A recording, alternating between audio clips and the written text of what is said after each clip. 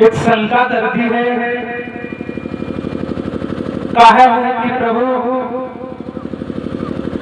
मुझे ये सृष्टि का विस्तार बताओ, दुनिया का कहां से अवतार हुआ है, सृष्टि कहां से चली है। महाराज परीक्षित बोले हैं सुखदेव भगवान से कि मुझे सृष्टि का विस्तार सुनाया जाए। आज सभी देवता कह रहे हैं कि ये महाराज सुखदेव 6 मिनट से ज्यादा नहीं रुक रहे कहीं, अब तुम्हें 7 दिन रुकना है। ये 7 दिन कैसे रुकेंगे कि सुखदेव भगवान कहीं भी जाते हैं तो जितना एक देसी गाय को दूध निकालने में समय लगता है बस उतनी ही देर रुकते हैं। तो सम्मानित बुजुर्गों, आप सभी लोग जानते हैं देसी गाय का दूध निकालने में कम से कम 5 या 6 मिनट लगते हैं। आज महाराज परीक्षित बोले हैं कि ये मेरा मन संसार में नहीं लगता है, ऐसा क्या उपाय बताऊं तो मेरा मन संसार में लग जाए। भगवान सुखदेव बोले हैं, हे राजन परीक्षित, तुम तो सब कुछ भगवान को न्यौछावर कर दो। तो महाराज परीक्षित बोले हैं कि सब कुछ तो न्यौछावर कर दो, लेकिन जो मन है ना, मन, ये मन नहीं मानता है। और बिल्कुल सही बात है मेरे बहुत प्रेमियों,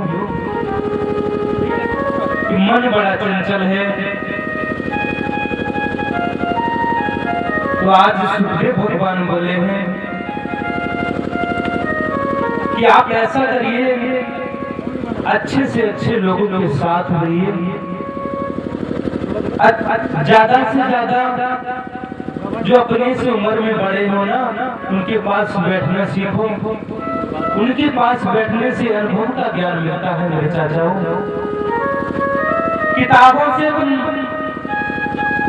ज्ञान तो रट लोगे, लेकिन अध्यात्म का ज्ञान तुम्हें तभी प्राप्त होगा जब अपने से उम्र में बड़े दादा चाचा के साथ बैठोगे। तो सही बता रहे हैं मेरे भगवत प्रेमियों, संगत का बहुत बड़ा असर होता है।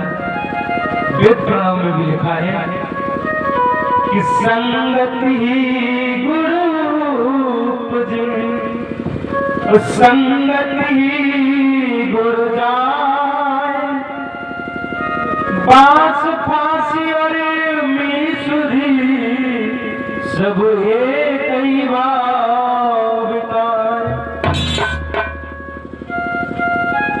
आज महाराज सुखदेव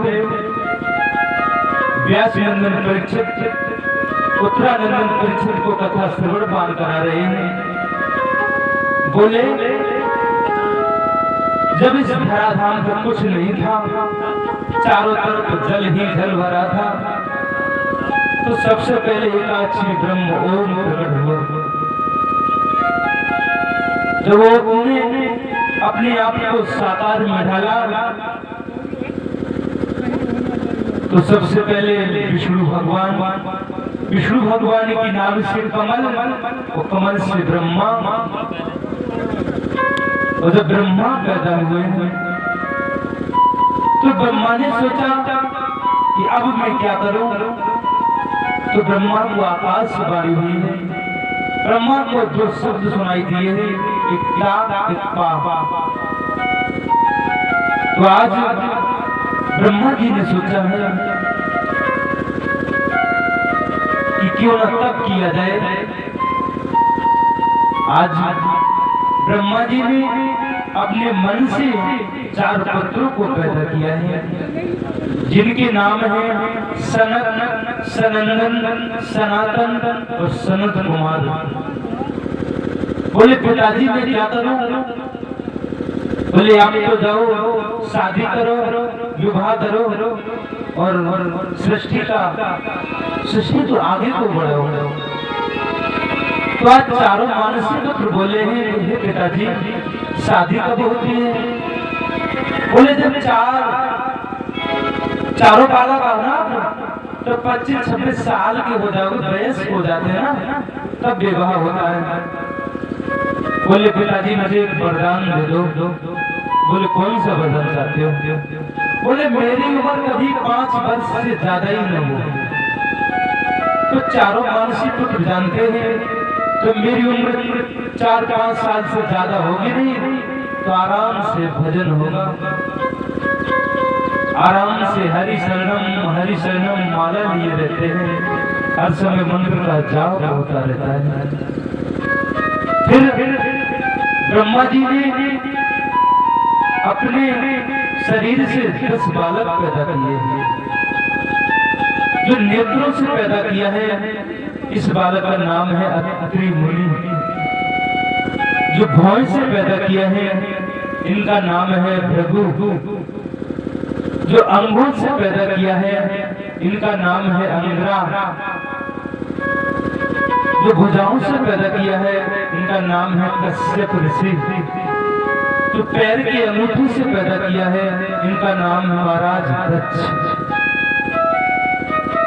इन 10 बालक से फिर ब्रह्मा जी ने आगे अपने दाएं और बाएं हाथ से एक बिटिया, एक लड़का को पैदा किया है।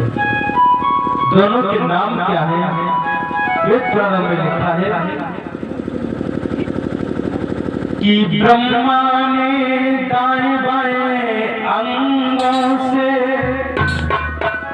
की सृष्टि पुरुष और नारी की, मनुष्य से अवतारी की, सतरूपा राज दुलारी की।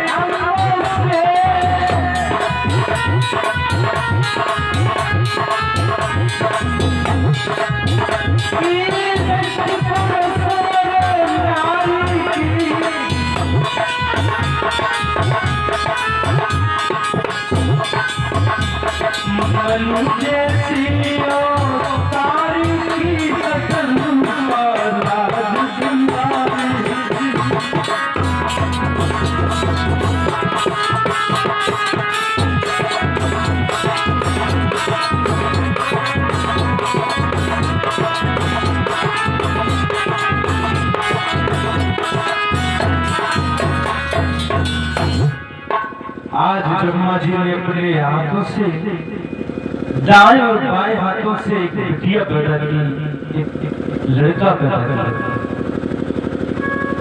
लड़का का नाम है महाराज मनु और बिटिया का नाम है शतरूपा। मनु का नाम कहीं स्वाभिमान मनु भी लिखा है। हम सब मनु की ही संतान हैं, तब हमें मानव कहा जाता है। इधर महाराज मनु और शतरूपा के संयोग से 2 बेटे और 3 कन्याएं पैदा हुई। बड़े वाले बेटे का नाम है प्रियव्रत। प्रिय माने प्यारा, व्रत माने उपवास। जिस भैया को अपना व्रत प्यारा है, अपनी बात प्यारी है, ऐसे लोगों का नाम है प्रियव्रत। और सही बता रहे हैं, ये मतलब नहीं होता व्रत का कि आज हम खाना नहीं खाएंगे। खाना ही तो नहीं खाओगे और तो सब कुछ खाते हो ना। व्रत का मतलब तब सही है कि आज हम किसी की बुराई नहीं करेंगे, आज हम किसी से झूठ नहीं बोलेंगे। व्रत का मतलब तब सही है। जल्दी जल्दी मुंह झूठा करोगे तो आपका व्रत खंडित, आपका व्रत झूठा। व्रत वाले दिन आप सोइए नहीं। व्रत का मतलब ये होता है। दूसरी बेटे का नाम है उत्तानपाद। उत्तान माने उल्टे, पाद में पैर। जो बेटा अपनी मैया के पेट से उल्टे पैर पैदा हुआ है, ऐसे बेटे का नाम है उत्तानपाद। और सही बता रहे मुझे भक्त प्रेमियों, हम सभी ही उत्तानपाद हैं। और बड़ी वाली बेटी का नाम है आकृति, उससे छोटी वाली का नाम है देवहूति, उससे छोटी वाली का नाम है प्रसूति। आज महाराज मनु को दिन रात नींद नहीं आती मेरे बहुत लोग। और सही बता रहे चाचाओं, दो लोगों को दिन रात नींद नहीं आती, जानते हो किने किने? जो किसी से कर्जा उधार ले ले, जो किसी से पैसे उधार ले ले, उस भैया को फिर नींद नहीं आती। और एक जिसकी कन्या शादी के लिए हो, उसको कभी नींद नहीं आती। वो दिन रात यही सोचता है कि मैं अपनी बेटी का विवाह करूं तो कहां करूं। महाराज मनु को चेक चिंता तो है कि मेरी बेटी शादी के योग्य है। एक दिन महाराज मनु को आकाशवाणी हुई है कि हे महाराज मनु, ब्रह्मा जी के अंग से एक बालक पैदा हुआ है जिसका नाम है कर्दम मुनि। आप अपनी देवहूति का विवाह महाराज कर्दम मुनि के साथ कर दो। जैसे ही वो आकाशवाणी को सुना तो आज महाराज मनु और शत्रुपा और बेटी देवहूति तीनों कपिल मुनि कर्दम मुनि के कुटिया की ओर जा रहे हैं। और जैसे ही कर्दम मुनि ने तीनों को आते हुए देखा तो आज कर्दम मुनि ने आसन डाल दिए, 3 आसन डाले हैं। तो महाराज मनु और मैया शत्रुपा तो बैठ गई, लेकिन आज देवहूति खड़ी है, सोच रही है कि मेरे पति ने बिस्तर बिछाए और मैं बैठ जाऊं। ये तो मर्यादा के खिलाफ है ना कि पति बिस्तर बिछाए उस पर पत्नी बैठे, ये तो नहीं होता ना। और ये सोच रही है कि मेरे पति की आज्ञा है। तो आज देवहूति मैया ने तीसरा उपाय निकाला। देवहूति मैया बैठ के जमीन पे गई, लेकिन दोनों हाथों के उस बिस्तर पर रख दिए। आज पति की भी बात रह गई, पति प्रति धर्म का उल्लंघन भी बच गया। आज कर्दम मुनि बोले हैं, हे महाराज मनु, तुम्हारी बेटी मेरे साथ मिलेगी। तो आज देवहूति बोली है कि स्वामी सुनो,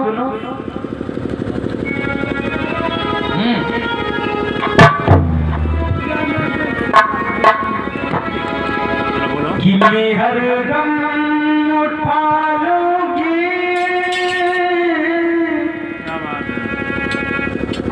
कि मैं हर गम उठा लूंगी स्वामी तेरी याद में।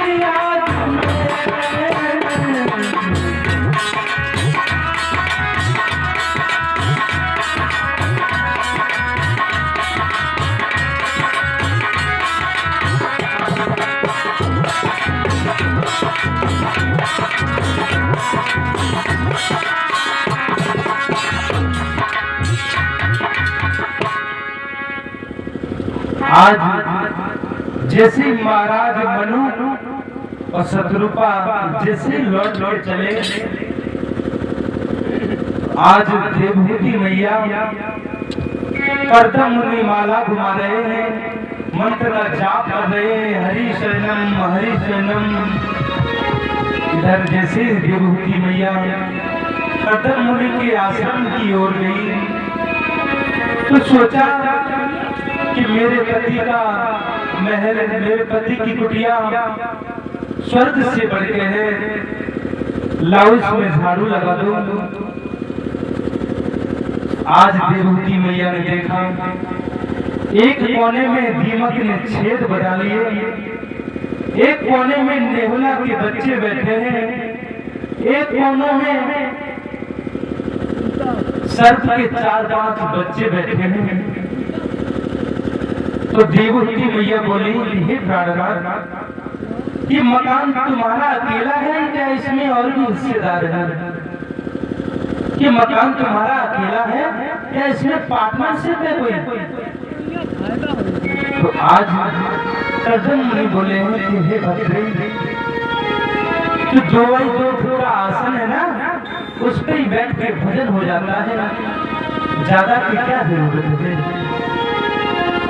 और ये भी लोग अपना गुजारा कर लेते हैं। और बिल्कुल सही बात है मेरे भगवत प्रेमियों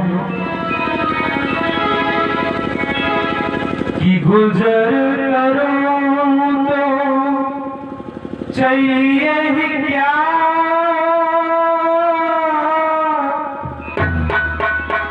और मौज करो तो रखा ही क्या। अगर गुजर करनी है ना तो थोड़े में ही गुजर हो जाएगी, और मौज करनी है तो फिर करोड़ों की संपत्ति कम पड़ जाएगी। आज करदम मुनि और देवहूति के संयोग से 9 कन्याएं पैदा हुई। ये 9 कन्याएं बड़ी ही प्रतिभावान, बड़ी ही शक्तिशाली है, बड़ी ही प्रतिभा की धनी है, जिनमें एक का नाम है अनुसुईया, एक का नाम है कलहा, एक का नाम है, मतलब 9 कन्याएं बड़ी ही प्रतिभाशाली है। आज जैसी 9 कन्याएं पैदा हुई, फिर महाराज करदम मुनि जंगल की ओर जा रहे हैं। तो आज देवहूति मैया बोली है कि हे प्राणनाथ, अभी कोई बालक तो पैदा हुआ ही नहीं, बालक तो एक होना चाहिए ना। तो देवहूति मैया से बोले हैं कि हे भद्रे,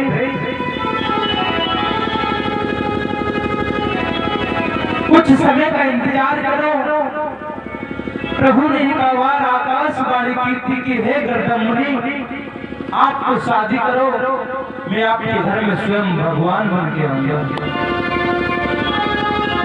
जैसे कुछ दिन का समय बीता तो आज महाराज करदम मुनि के यहाँ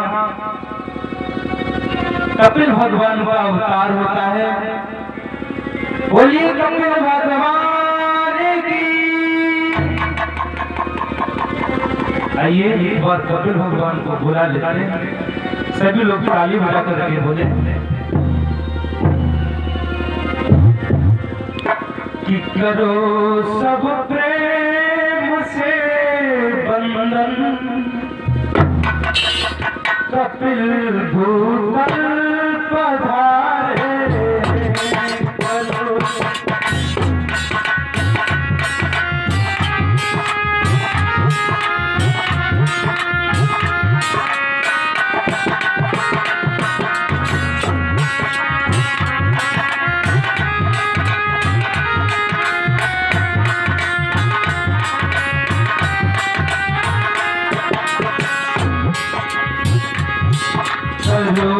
सब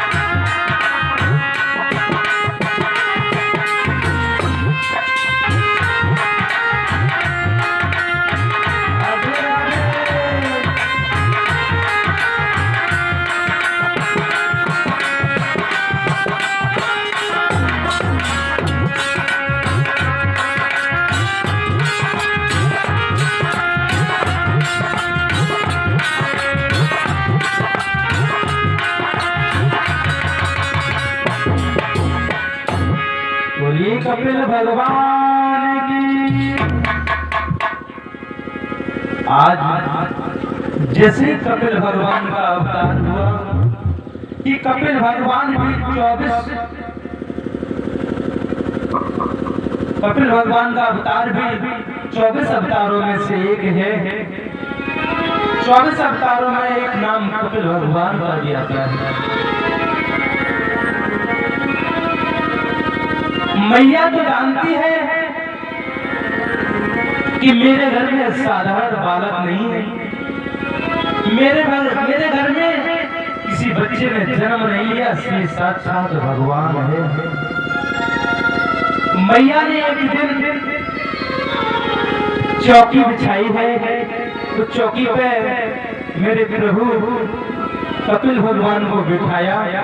वो कभी माला पहनाती है, कभी चंदन लगाती है और बार बार कहती है कि हे प्रभु।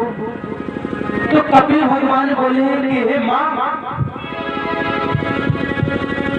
तू मुझे प्रभु कह रही है, मैं प्रभु नहीं, मैं तो बेटा हूँ तेरा। माँ तू आज उल्टी गंगा क्यों गा रही है? जो तू मेरा कर रही है ये मुझे करना चाहिए तेरा। तो देवहूति मैया बोली है कि हे प्रभु, मैं जानती हूँ कि तुम कोई साधारण बालक नहीं है, तू साक्षात भगवान का अवतार है। आज मैं तुझसे कुछ प्रश्न पूछ रही हूँ, उसके उत्तर मुझे दे दो। तो कपिल भगवान बोले हैं कि पूछो ना मैया, कौन सा प्रश्न है? तो आज कपिल भगवान से मैया बोली है कि प्रभु, ये दुनिया में आने जाने का झंझट खत्म हो तो हो कैसे? ये बार बार दुनिया में आने और जाने का झंझट खत्म कैसे हो?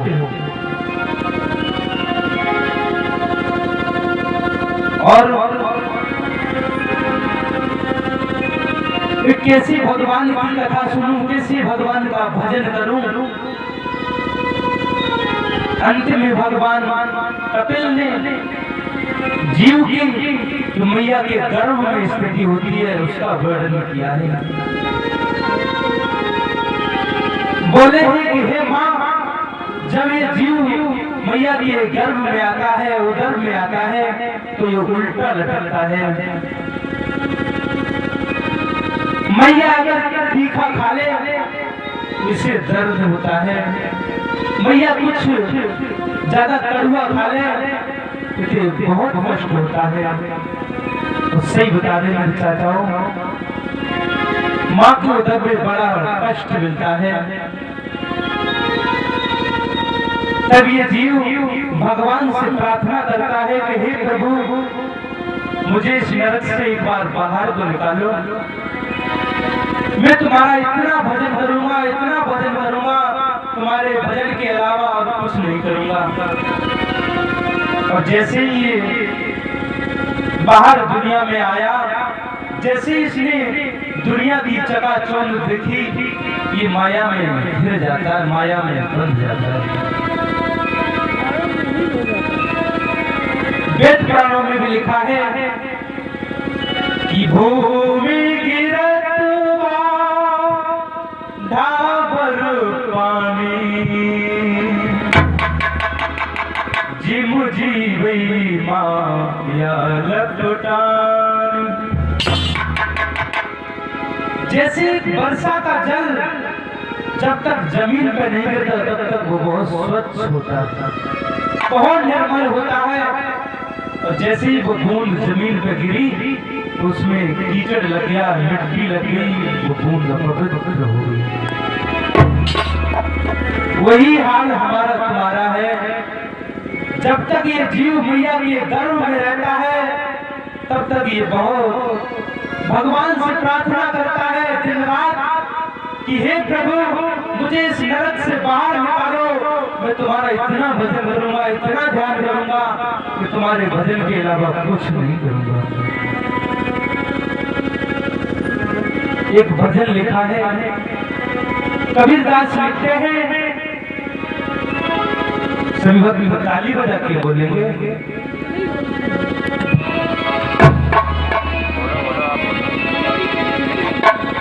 उमरिया बिताए रही, उमरिया बिताए रही, राम नहीं जाना, उमरिया बिताए रही।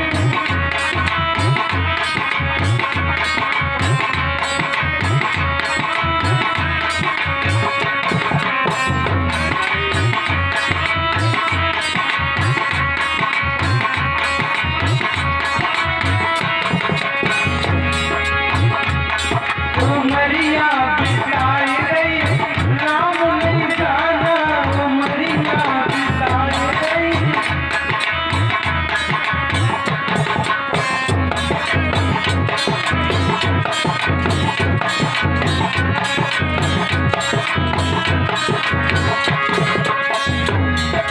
राम नहीं जाना, राम नहीं जाना,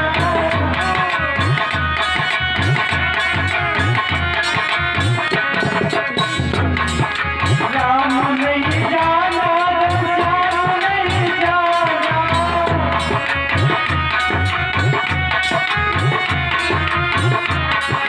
और उमरिया बिताए रही, राम नहीं जाना, उमरिया।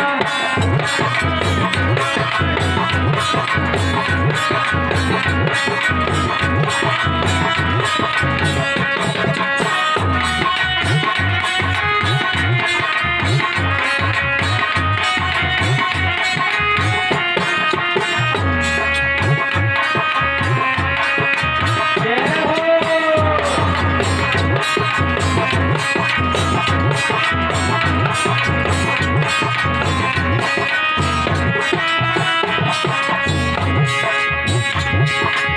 गर्भ मास में करे कमाए,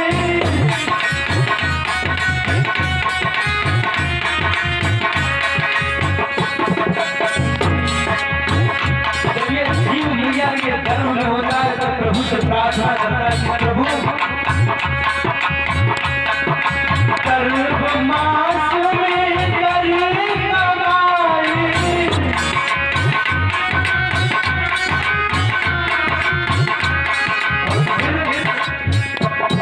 सूरतिया बुलाए रही, राम नहीं जाना, सूरतिया।